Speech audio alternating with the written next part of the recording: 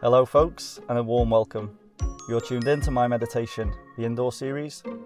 My name's Guy Cross, and I'll be introducing you to some interesting people with some interesting ways of using the indoors to help sustain a healthy frame of mind. Sometimes, especially for outdoor lovers or people who can't physically leave the house, it can be hard to keep yourself occupied while confined to your home.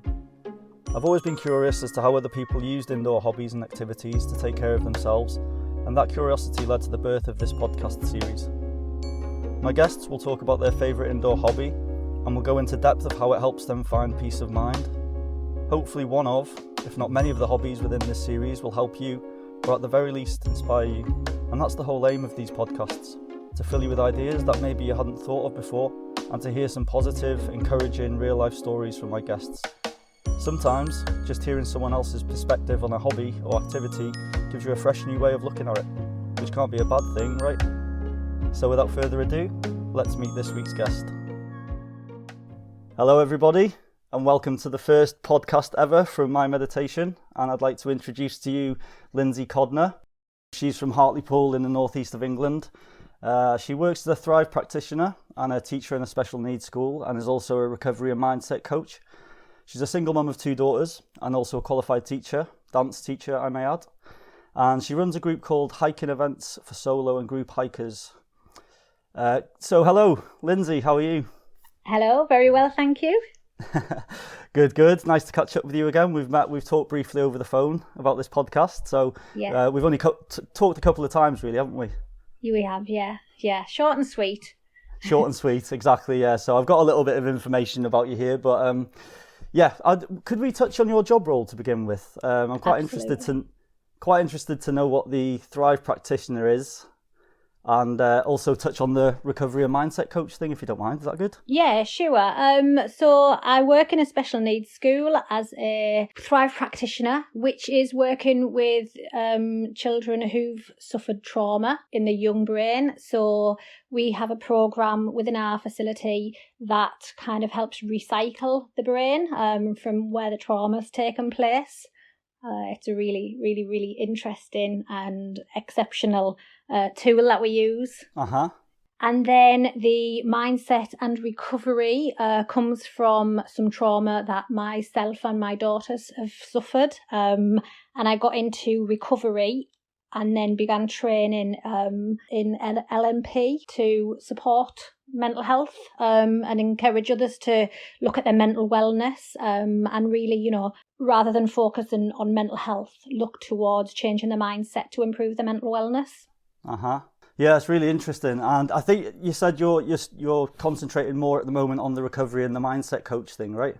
Yeah, certainly. Yeah. So my day-to-day job is obviously working in education, and it's kind of like an alternative provision I offer to youngsters. But outside of that, I am really, really focusing on the recovery and mindset at the moment, and we actually do that within the hiking group. That's kind of a big push that we're using within the hiking and using the outdoors to push mental wellness so really, really focusing outside of that at the moment.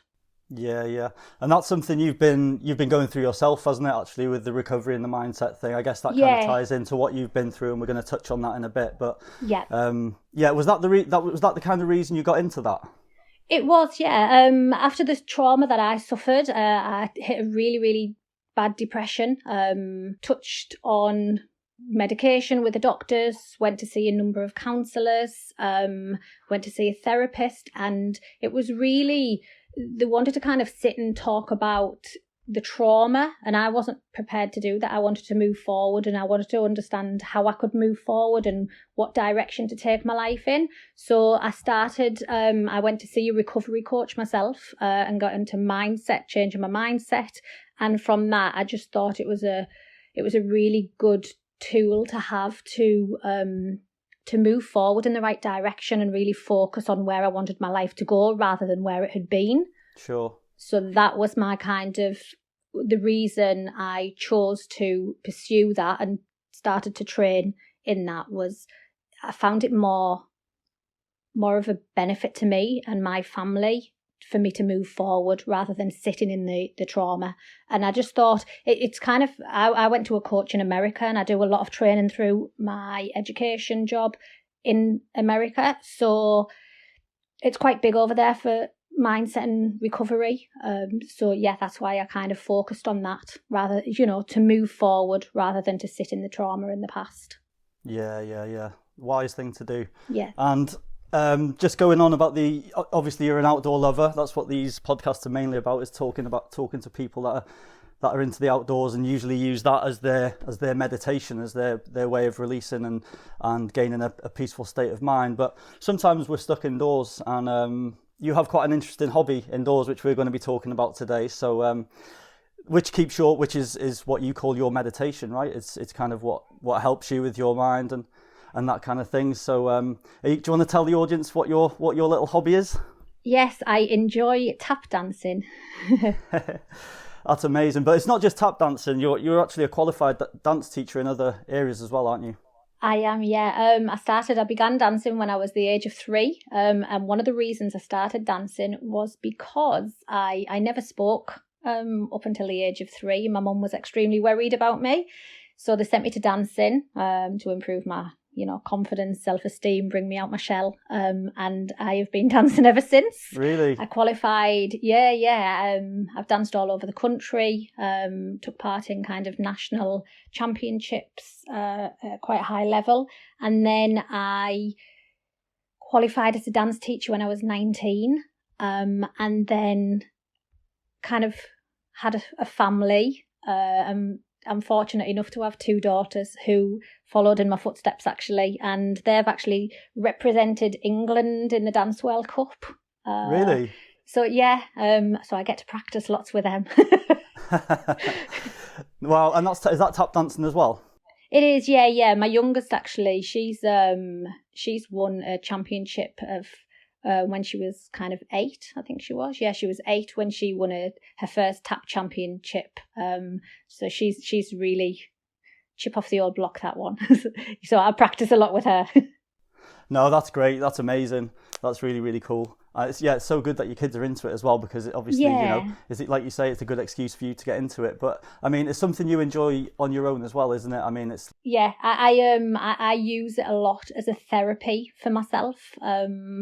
And that's kind of, I suppose, when we started talking. Yes, I love the outdoors. I think it's great. I'm often on a weekend up a mountain somewhere. But, when I finish work on a night, when I'm cooking in the kitchen, that's when the tap board comes out. And yeah, I definitely use it as a therapy tool. Yeah, no, that's great. That's amazing. And so what made you, have you continued since you were a child doing this, or did you at some point kind of, give it in? I mean, a lot of people kind of give their childhood hobbies up and then they might take it up again, kind of thing. Or have you just continued ever since you were a child? Have you just had that in your life? I always find with tap dancing, it's kind of like riding a bike. You almost never forget how to do it. And as soon as you put a pair of tap shoes on, it just comes back. So I danced for a number of years and then taught it for a little while. And then I kind of hung my tap shoes up for a little while. And then I suppose when I had my children and they started dancing, that's when I kind of started it back up. I then run, not that I do this currently, but I then began to do some adult tap classes, which kind of give people an opportunity, new and old. It was kind of that thing of if people who hadn't ever tapped before came along, and some people who had tapped as youngsters and wanted to get the tap shoes back out. It's a very passionate, once you've been a tap dancer, I find it's very passionate, and people are just looking for the opportunity to get the tap shoes back out and get them on their feet. So yeah, I ran an adult tap class for a little while, and I've always looked in the future at kind of starting my own adult type of tap school type thing. I just think it's got so many benefits, and it's just a very passionate and lovely thing to do. Exactly, yeah. It's great. It's keeping you moving. It's keeping your mind occupied with the moves you're having to do. The music makes you feel good.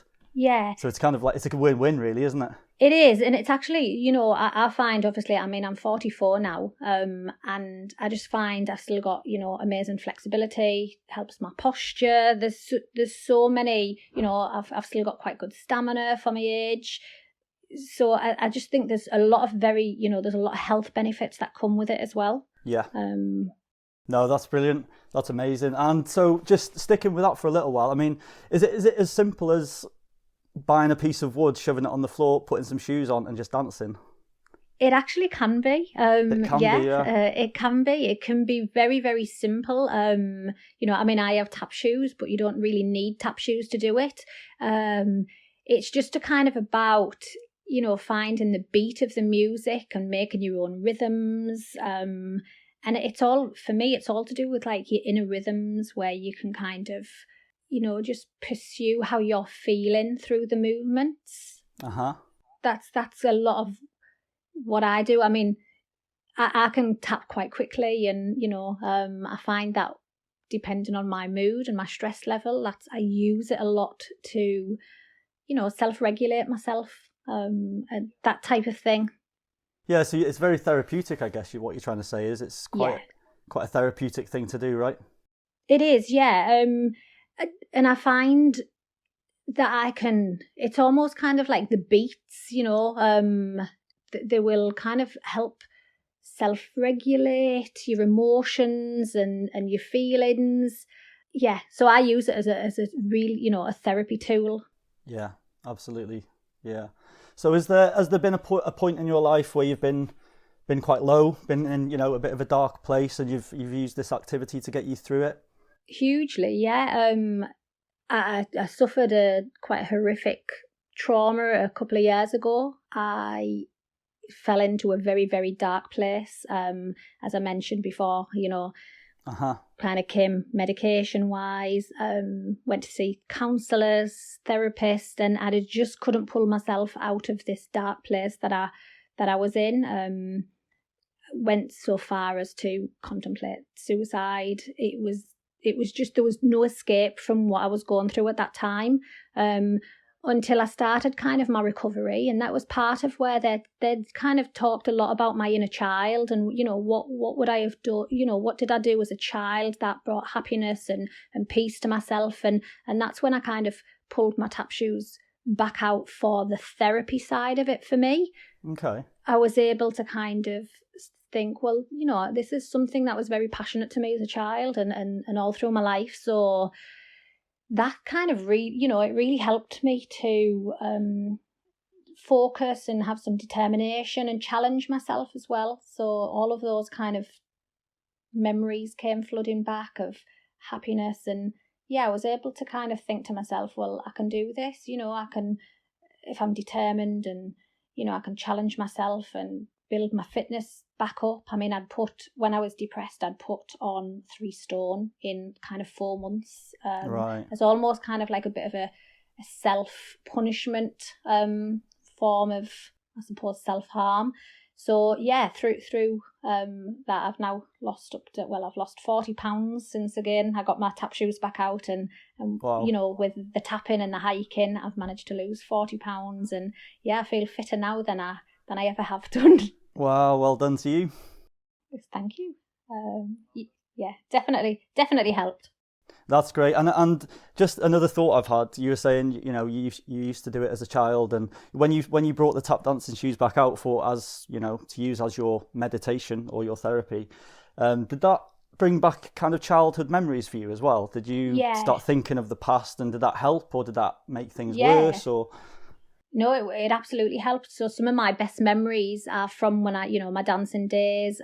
We used to travel all over the country. We used to go to holiday camps and dance there, and it was very good. At the time, I was doing some work on kind of like my inner critic and my inner child. So it was very useful at that time to bring the tap shoes back out and relive some kind of really good happy memories, and again memories that I've shared with my children through their dancing.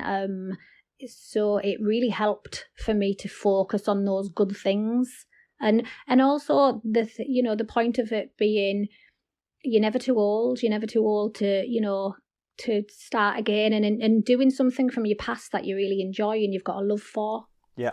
You know, that it's never too late to kind of pursue that again. That's exactly right. Yeah. And it can be one of the best things you can do sometimes, can't it? Because sometimes you give things up and, you know, you give it a bit up for a little while and you get back into it and you realise why you loved it in the first place, and makes you even more passionate sometimes, doesn't it? Oh, definitely, yeah. I mean that's happened for me, yeah.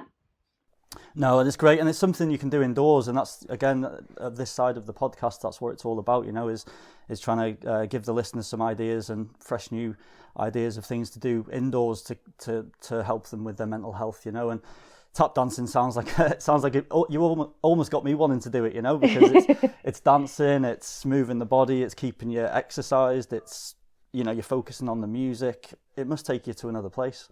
Definitely, yeah. I mean, I use music a lot through it. You know, I can dance to fast music, I can dance to slow music. I really use it as kind of an outlet. So that's really beneficial. And yeah, I mean, I suppose fitness wise and keeping fit is been a massive part of it as well. So it's good to keep moving. Yeah, absolutely. Yeah, definitely. I suppose through lockdown as well, you know, it's really, really given me a focus and, you know, really kind of good for memory as well, because I put combinations together. So, you know, I suppose muscle memory, I'm working on that as well. And I'll think, I'll add something new and put new combinations together and really challenge myself. So there's a lot of kind of benefits to it. Yeah, exactly. It's like a win-win-win-win. Definitely. Almost. Yeah. You know, there's nothing bad about it. No, there isn't. And how many pairs of shoes have you had to buy since you were a child?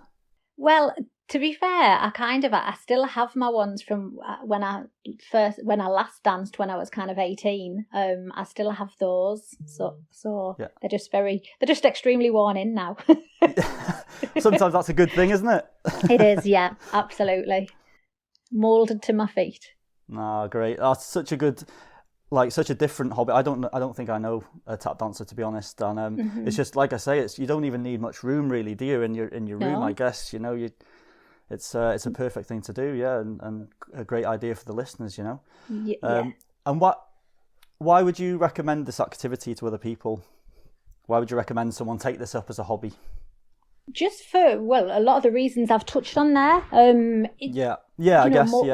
Motivation, you know, challenge yourself, motivate yourself. It's positive, it's fun.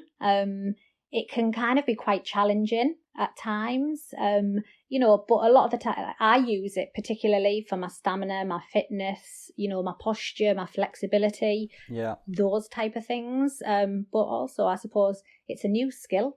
Yeah. You know, and you might love it. So if people try it, you know, it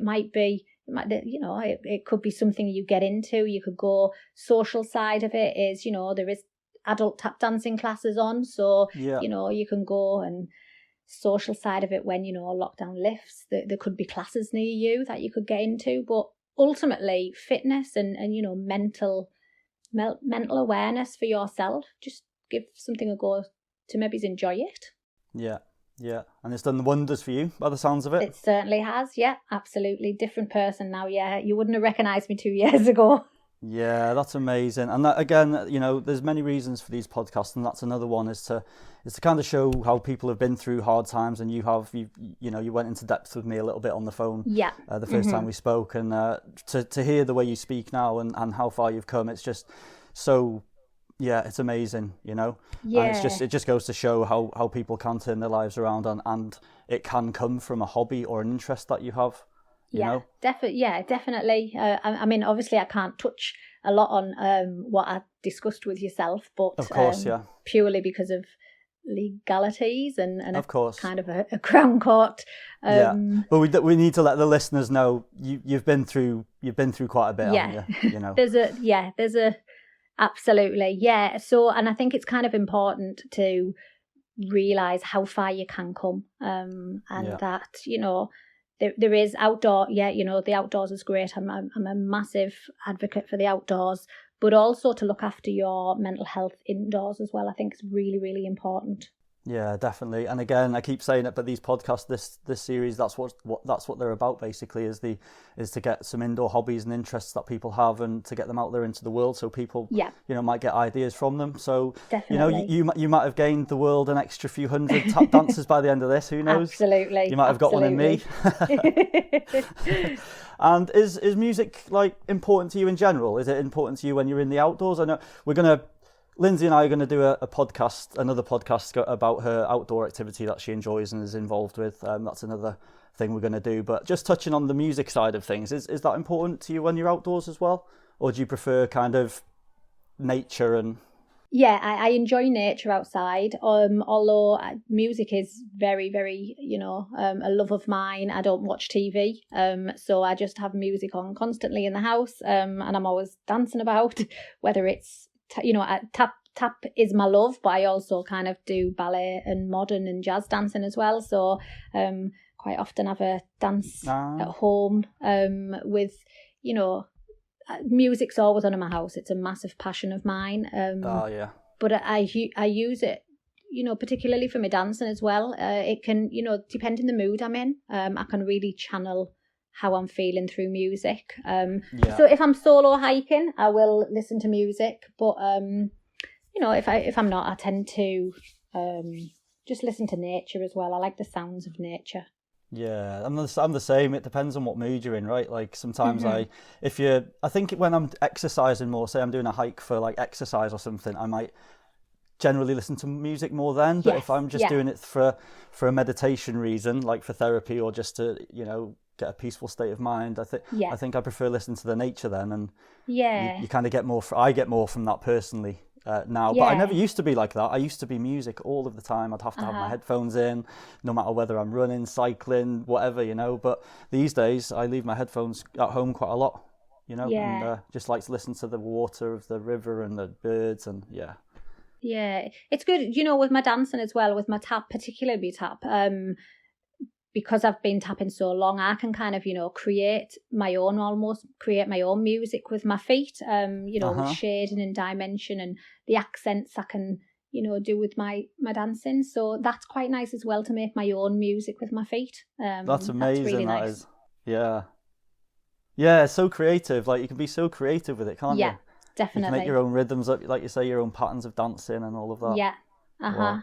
And do you give lessons out now? Is it something you still do, or is that like on the back burner for the time being? No, it's on the back burner for the time being. But probably speaking to you, it's kind of inspired me to maybe, get back out there and offer it. Absolutely. I mean, if there's any listeners out there that think the same thing, leave some comments in the comments section. And if you want Lindsay to get her dancing shoes back out to teach you guys, then give us a shout. Absolutely. It sounds like she doesn't need much of a nudge for it. So yeah, I don't need encouraging. Great stuff. And just the last question I'm going to ask you in this podcast. It's gone quite fast, actually. Wow, it's been great talking to you. As I'm after a story of gratitude, I'm going to be asking all of my guests if they've got a story of gratitude, a time of a moment in their life where they've just felt grateful for the most simple things in life. Is there anything you can think of where you've felt like really grateful? Absolutely, yeah. It was probably sadly the moment that I contemplated taking my life. Okay. It was kind of at that moment that I thought about my daughters and was purely grateful that I have these two amazing children. Because of the depth of my depression, I wasn't particularly thinking about those when I wanted to escape. But it was at that moment that I kind of, was extremely grateful for these two amazing children that literally are my role models and, just give me the life every single day, make me smile, make me absolutely, glow with gratefulness that, that they're the children that they are today, particularly because themselves have suffered horrific trauma. Sure. And that, just to watch them every day, they are the most kind of courageous and strong children that I've ever met. And I've worked in childhood trauma for 22 years now, and my own children are absolute kind of, they're just warriors, they're survivors, and they just make me want to go forward rather than sit in the trauma. They want to, they just encourage me every day.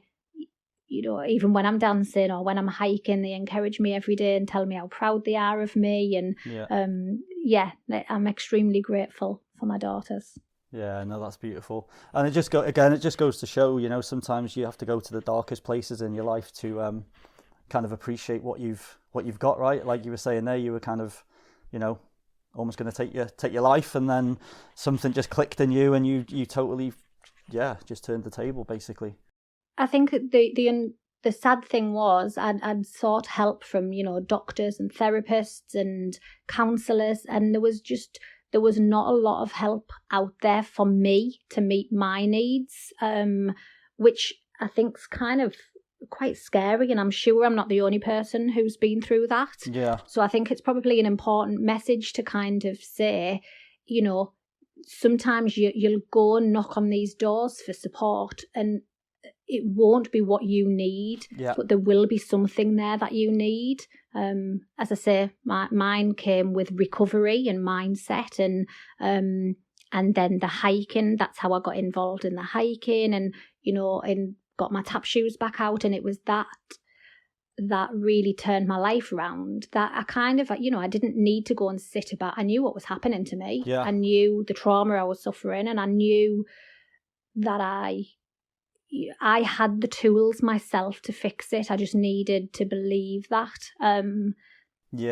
So it was quite a very dark place that I was in, and it was that light bulb moment that I kind of went, I've got to do this myself. The right help's not out there for me, and sometimes it's not going to be. I looked at a different route, and it was definitely about the recovery, because I wanted to recover from what I was feeling, and that's why I'm quite passionate about recovery and mindset, as opposed to sitting in the trauma. Yeah. And I remember you telling me on the first call we had, actually, you were saying kind of what you said there really is you were going to doctors, therapists, and you just weren't quite getting the help you needed, and it wasn't quite right. And then you kind of took yourself hiking, and you got into the outdoors, and that was the therapy, and that was your doctor basically, wasn't it? And that was definitely something you just said to me. You said, the outdoors was better than was better than doctors for me, Yeah. So it's just unbelievable, isn't it? How you could, people kind of can go to a doctor, they can give them whatever tablets they want, and just shove them, give them these tablets and stuff, and hope for the best kind of thing. But then you've just kind of chosen a totally different direction, a healthier direction, and fixed yourself through a natural hike. Huge, and it's quite, and you're dancing, obviously. Absolutely, and I share my journey on my Facebook and my Instagram page, and particularly with the hiking group now that we use. Mm-hmm. And, the amount of people who've kind of reached out to me for support and kind of went, oh my gosh, like I was, I've followed your journey, and, I was going to see counsellors, and I was just not getting the right, support, and, and I was going here, and I was just not getting the right support, and, the doctors put me on medication, and I didn't want to be on medication. And through reaching out and watching my journey, some people have kind of came to me and said, you've really made me want to get outdoors, and I've looked at some of the beautiful places you've been going. So, I know there's a number of people that I've helped create, help their wellness by sharing my journey as well. Exactly, yeah. That's amazing.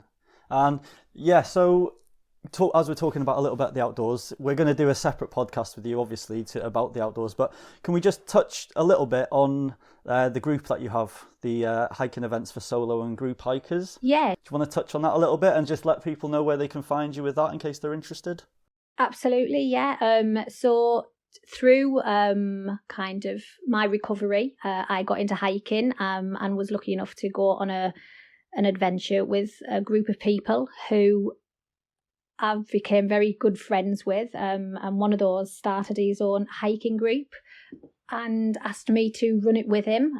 And through that, we offer a lot of mindset and support and events, not paid events. These are just about bringing people together who might have suffered trauma, who might have anxiety and depression and want to get outside, but, haven't got the guts to go and do it themselves, or I might be new to it. So we now run a group that you've mentioned, and we have a group on Facebook and on Instagram. It's only relatively new. We've only been running it a couple of months now, and but we do some challenges on there. So we have challenges every month. We've done a step count challenge that's brought a lot of people, kind of got people motivated. We've done at the moment we've got a photo, like a 40 days of Lent photo hiking challenge, so people can share their pictures and inspire others. And it's a lovely group. It's really positive, really inspiring. So yeah, if anyone wants to kind of find out or join us on any events, they're more than welcome to look on Facebook or Instagram and add the page. That's great. And what was the name of it again? Was it Hiking Events for Solo and Group Hikers? That's the one, yeah. And anyway, to the listeners, I'll put the links in the description box in the of the podcast, so you can find the links to the pages there, which will be quite easy to find. Fantastic. Yeah, cool. Well, we're going to finish the show with a little spin, so we're going to call it Turn the Table, and this is where the guest gets to ask me a question. I don't know why I've done this to myself, but you know. So, Lindsay, you may ask me one question about myself, so go ahead. Okay. So, in part of my recovery, one of the first things that I actually done was discovered my core values. And each person, we have 3 core values that we should live by to find happiness. And my core values are adventure, peace, and calm. So I'm just wondering what your core values are and how do you live by them? Very interesting question. I've probably put you really on the spot now, haven't I? Because you did not know I was throwing this at you. No, and that's the thing. It's kind of putting me on the spot. But do you know what? To be honest with you, it's almost the same as you. It's just being in the outdoors, living a peaceful life, being kind to people. Just all of that, really, looking after yourself, looking after other people. I truly believe if you're kind, kindness comes back to you. What you give out comes back, should do. But, that's kind of how I feel. I just like to live quite a simple life. I like to look after myself. I like to look after my family, my friends, whoever's around me. And yeah, I just believe that's the way to go, a peaceful life. I mean, there shouldn't be any room in the world for darkness, and we obviously go through our dark phases, as we've just touched on with you before, but what you came back out to the light, right? Yeah. So, and that's what it's all about, isn't it? Is just living a peaceful, happy, easy, stressless life. Yes. Yeah. And I try and do that. They're the cores that I kind of try and stick by and try and put into my life every day. Good. Yeah. How was that for an answer? That was amazing. Yeah. Very good. Yeah. And honest to God, listeners, I did not know that was coming. So that was not scripted. I impressed myself then. Yeah, well, there you go. Well, Lindsay, that's kind of the end of it, really. That's the end of the podcast. Thank you so much for joining us today. Thank you for having me. No problem. And like I said before, we'll be doing another podcast with you about your outdoors activities, because you've got a lot to talk about there as well. So that'll be coming in the future. But again, thank you so much for talking about everything today. Thanks for talking about, the difficult times in your life as well, touching on that. I know it's not easy for some people to do that, but so thank you very much. And I'm sure you've inspired many of the listeners today, and hopefully you've inspired a few to go out and buy some tap dancing shoes. Absolutely, yeah. If someone, or if they've danced before, I'm sure there's lots of listeners thinking, I'd love to dig out my old tap shoes and get them back on and get out there, get them on. Absolutely. Dust them off. Thank you very much for having me, Guy. No, thank you, Lindsay. It's been great being in touch with you, and I look forward to our next chat. Thank you. You too. Okay, take care. Thank you. Bye. And yourself. Bye-bye. Bye. Well, that's the end of the first My Meditation podcast. I hope you enjoyed listening to Lindsay as much as I enjoyed talking to her, and I hope you found it uplifting and inspiring. She's such an inspirational woman, and as she touched on earlier, she's been through a really rough time over the last 2 years, even contemplating suicide, but then she picked her head up, got stuck into some outdoors and indoor activities and turned her life around. As she said, she found way more help using the outdoors and tap dancing than she did with any doctor or therapist. Her words, not mine, and I found those words to be very enlightening. And that's what these podcasts are about. As well as sharing people's amazing life-changing stories, hopefully you'll find an activity or hobby within these episodes that tickles your fancy and could be a way of helping you with your mental well-being if that's something you need right now. And if you don't want to get into tap dancing after listening to Lindsay, I don't think you ever will. Thank you once again for tuning in. If you want to join us over on Facebook and Instagram, search for My Meditation Podcast. I'll leave the link to both in the show notes, as well as the link to the official My Meditation Podcast channel, which you are more than welcome to subscribe to. The Facebook and Instagram page offer positive, inspiring and light-hearted quotes, photos and videos designed to bring a little happiness into your life. If you found any value from this podcast, I would highly appreciate it if you could rate it and review it. And if you're feeling extra passionate, then please feel free to share it with the world and spread the word. It all helps the channel grow, which in turn means we can reach more people, which means we can help more people. These podcasts are getting released every fortnight, so I hope you can join us for the next, and who knows, it could be about an interesting hobby or activity that could possibly be a life changer for you. So until then, take care and have fun, folks. Peace.